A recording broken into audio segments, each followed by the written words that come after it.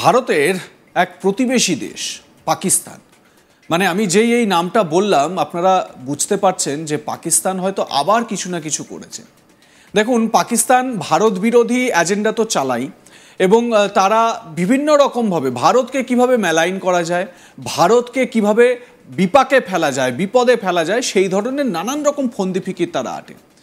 বিভিন্ন রকম জিহাদি সংগঠন চালানো থেকে শুরু করে সেই সমস্ত সংগঠনকে অর্গানাইজ করা এবং ভারতে অনুপ্রবেশ ঘটিয়ে যাতে জঙ্গি কার্যকলাপ বা জিহাদি কার্যকলাপ ঘটাতে পারে সেই সমস্ত ব্যবস্থাও কিন্তু ভারতের বিরুদ্ধে করে থাকে পাকিস্তান। সেটা একেবারে ধ্রুব একটি সত্য, যেটা বলা যেতে পারে যেটার আর কোনো লুকাছুপির কোনো ব্যাপার নেই। কিন্তু এই কাঙাল পাকিস্তানকে একেবারে ধুয়ে দিলেন মোদির মন্ত্রী। কে? এবারে আপনাদের বলি। মৌলবাদের পরিপ্রেক্ষিতে জিডিপি মাপে বিশ্বমঞ্চে পাকিস্তানকে বেনজির আক্রমণ করলেন এই ভাষাতেই বিদেশমন্ত্রী এস জয়শঙ্কর। শনিবার রাষ্ট্রসংঘের সাধারণ পরিষদের ৭৯তম অধিবেশনে পাকিস্তানকে কড়া জবাব দিলেন বিদেশমন্ত্রী এস জয়শঙ্কর। পাকিস্তানকে কটাক্ষ করে তিনি বলেন, পাকিস্তান নিজেরাই ইচ্ছাকৃতভাবে নিজেদের পিছিয়ে রেখেছে, সন্ত্রাসবাদকে আশ্রয় করার কারণে এটা হয়েছে। বক্তৃতা দেওয়ার সময় সন্ত্রাসবাদ ইস্যুতে পাকিস্তানকে তোপ দাগেন বিদেশমন্ত্রী জয়শঙ্কর। দেশটি যে নিজের কর্মফলের জেরেই বিশ্বের তালিকায় পিছিয়ে পড়ছে সে কথা বলেন তিনি বলেন, নিয়ন্ত্রণের বাইরে পরিস্থিতি থাকার কারণে বহু দেশ পিছিয়ে পড়ে, কিন্তু কিছু দেশ আবার নিজেদের নেওয়া সিদ্ধান্তের কারণেই পিছিয়ে পড়ে। এর একটি অন্যতম প্রধান উদাহরণ হলো আমাদের প্রতিবেশী দেশ পাকিস্তান। দুর্ভাগ্যবশত সে দেশের অপকর্মের ফল অন্যদেরকেও প্রভাবিত করে, বিশেষ করে প্রতিবেশী দেশগুলিকে। যখন রাজনীতি জনগণের মধ্যে এই ধরনের ধর্মান্ধতা জাগিয়ে তোলে, তাদের জিডিপি মৌলবাদ দিয়ে মাপা হয়, রপ্তানি সন্ত্রাসবাদ দিয়ে। খুব গুরুত্বপূর্ণ কথা বলেছেন এস জয়শঙ্কর। বলছেন যে জিডিপি মাপা হয় মৌলবাদ দিয়ে আর রপ্তানি সন্ত্রাসবাদ। স্বাভাবিকভাবে চাঁচাছোলা ভাষায় পাকিস্তানকে আক্রমণ করেছেন বিশ্বের বলা যেতে পারে সর্বোচ্চ যে মঞ্চ, সেই মঞ্চে দাঁড়িয়ে। বিদেশমন্ত্রী এস জয়শঙ্কর কি বলেছেন নিজের বক্তব্যে শোনাই আপনাদের। Terrorism is antithetical of everything that the world stands for. All its forms of and manifestations must be resolutely opposed. The sanctioning of global terrorists by the United Nations should also not be impeded for political reasons. Madam President, many countries get left behind due to circumstances beyond their control. But some make conscious choices with disastrous consequences. A premier example is our neighbor, Pakistan. Unfortunately, their misdeeds affect others as well, especially the neighborhood.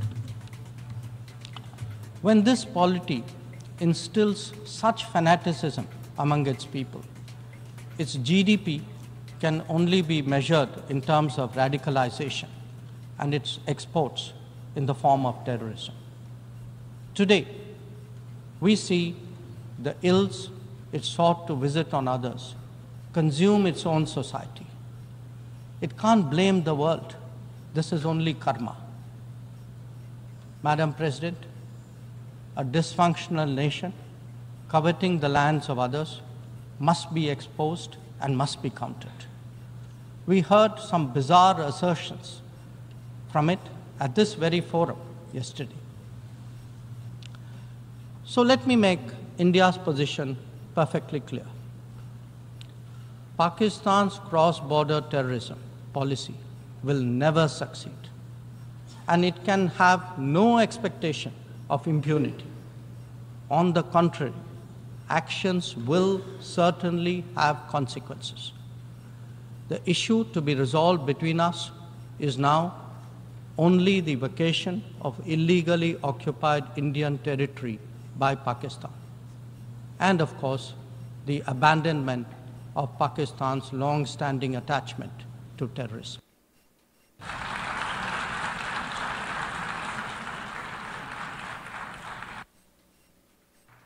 বিশ্বমঞ্চে চাঁচাছোলা ভাষায় মোদির মন্ত্রী বিদেশ মন্ত্রী S Jaishankar তিনি পাকিস্তানকে পুরো ধুয়ে দিলেন। এবং খুব ইন্টারেস্টিং একটা ব্যাপার, সেই সময় পাকিস্তানি যে প্রতিনিধি রাষ্ট্রসংঘে তিনি বসে বসে কম্পিউটারে কী সব টাইপ করে গেলেন।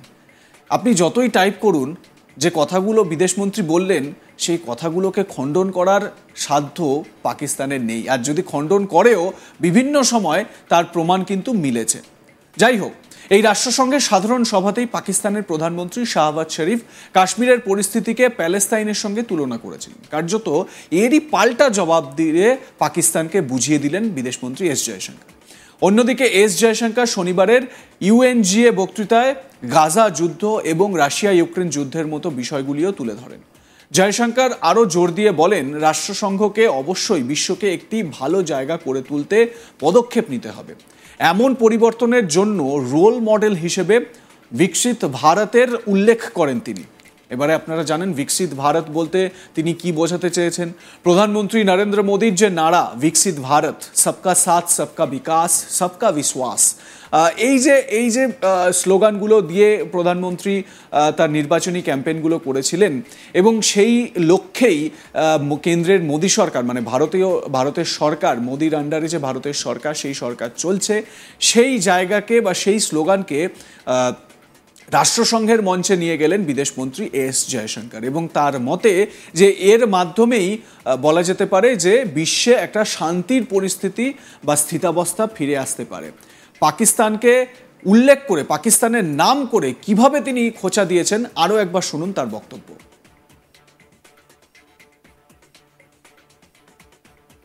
Terrorism is antithetical of everything that the world stands for.